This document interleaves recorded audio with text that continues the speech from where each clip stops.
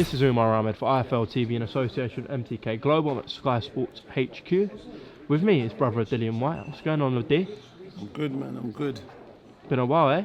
Yeah. Well, a couple of months now, innit? I think. Yeah. Yeah. Time's flying, man. December, Christmas round the corner already. Fights here already.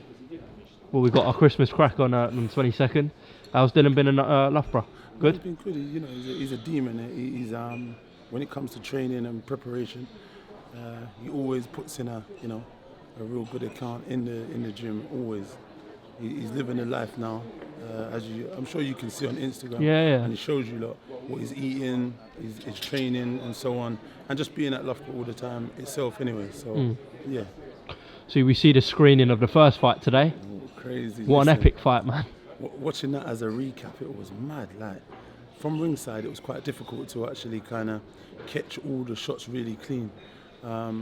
Where I was situated and sitting, I didn't get to, I couldn't see it that clean, so it was a bit hard to judge, and I knew it was a close fight, you know what I mean?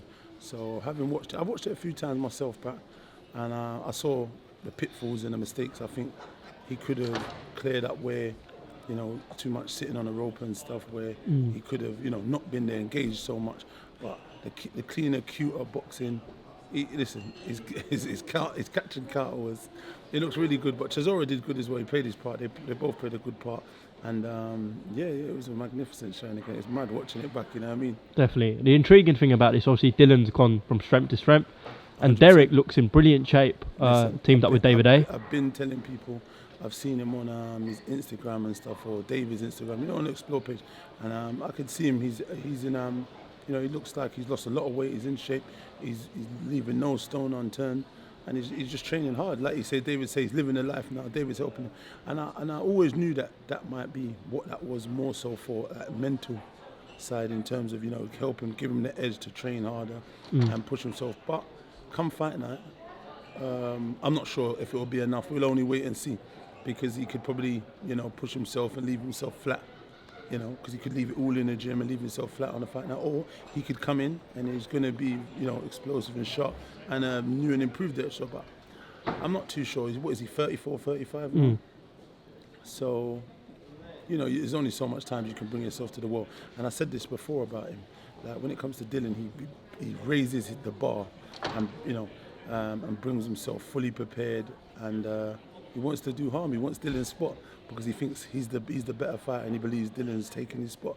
So, I think he'll come and try and bring a good account of himself. Both coming off sort of world-class heavyweight wins, Takam for Derek and Joseph Parker for your brother. So, it just sets it up even more. No, definitely. Obviously, that Takam fight, I don't know if that was a strategy. I heard Eddie Hearn talking about strategy. I'm not sure there are a lot of people that try to take that kind of strategy in fights to wear the person down by taking a great old hiding. Yeah. There's Crawler did it before. I remember he fought that undefeated guy, the Nicaraguan or something. Oh yes, you're right. Yeah, I remember that. He did that in that fight, and he did that really well. I can believe that was a game plan. In that particular fight with Chisora and Takam, I'm not sure if that was a game plan. I just think his arse was getting whooped, and he done well to, that's what I feel. So I think his arse was getting whooped, and he pulled it out of the bag. He got the win, and then obviously, people are singing the hymns and praises about him again.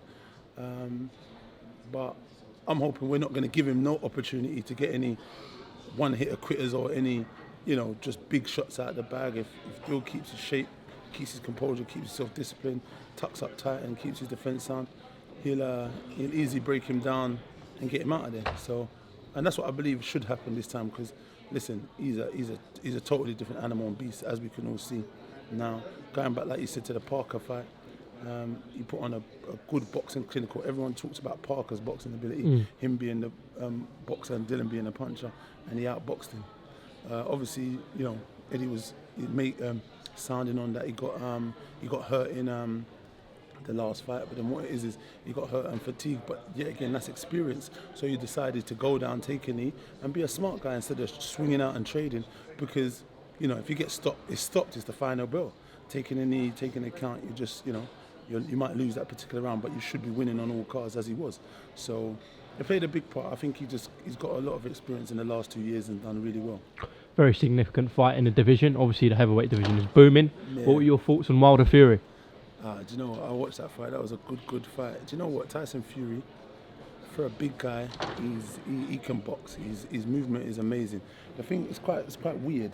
You know, people talk about the time he's had off and stuff, but he was training, he was sparring a lot, even in the whole duration and time that he was off. Because you saw kind of clips and highlights and people talking about having sparred him and so on, and you know, his heart, even in his when he was 26 stone, 26, 27, 28 stone, whatever it was, and people were saying they were sparring and they found it hard to. So he's had that pedigree, because what did his dad say in the documentary? You know, they come from a fighting family. He's been boxing since young. So someone like that they're not just going to lose that. He's still quite young. What is he, 30? 29, I think. 30 or 30, 20. Yeah. So, you know, he's in his prime, if you would have it. You know what I mean? So in terms of that, I always knew Tyson Fury would be the masterclass boxer and Wilder would be the puncher, and it would be either two ways. Fury wins unanimously, I thought, or, you know, winning all the rounds, and then maybe potentially Wilder has the chance to get the knockout by a big massive punch. And even up to the 12th round, one thing you can't count that Wilder out is he's dangerous for every minute of the round, because he was getting outboxed and he managed to find two big shots. So I had Fury winning, though, to be honest, even with the two knockouts. I think everyone did, really, apart from them two judges. But listen, what you got to understand is these guys was never going to give it to Fury. And I thought that anyway. I said, even if Fury didn't get knocked down twice, I still believe they would have gave it a draw, because they would have been like, well, he's a WBC champion. We're not going to take his title away. There wasn't no big, significant shot from Fury that you would say, like, wow, that was a standout shot, that they would say, well, you know, like, you shook Wilder to his core or anything. And they, you know, well, we're going to look at it like, oh, you've done a great job. It was nice, light jabs, and he was doing some pitter-pat shots maybe, and but he was just being boxing smart. Wilder was telegraphing so much with that right hand. He couldn't read it like a book. Duck it. You understand? Yeah. So, but yeah, again, we've got to give him credit, because at the same time, it depends what you like. Because if, for instance, you like the aggressive type was coming forward and swinging and going for it, then some judges would have maybe said, oh, he's on the front foot, he's coming forward. But listen, boxing's about using your jab, using your ring craft and your IQ, and that's what Fury did. You know what I mean? He went in there and he boxed the pants off that kid.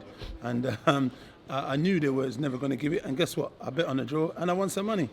Good on you then. Good on you. You know what I mean? So good on you. It was good all round, I guess. Before that fight, a lot of people, well, the majority of people would have had Joshua as number 1 heavyweight in the world. Now a lot of people saying, well, Tyson Fury is to come out after, you know, all that depression, the drink, and box like he did in America against one of the biggest punchers, well, the biggest puncher in the world, and win in many people's eyes. They have him as number 1. What do you say to that? Do you know what? Styles makes fights. I think Tyson Fury has Wilder's number, but then I think in terms of boxing, I think Joshua might have a harder time with Wilder, if you get what I mean. The stylistically matchups, because you've got two big punchers against each other. But then in terms of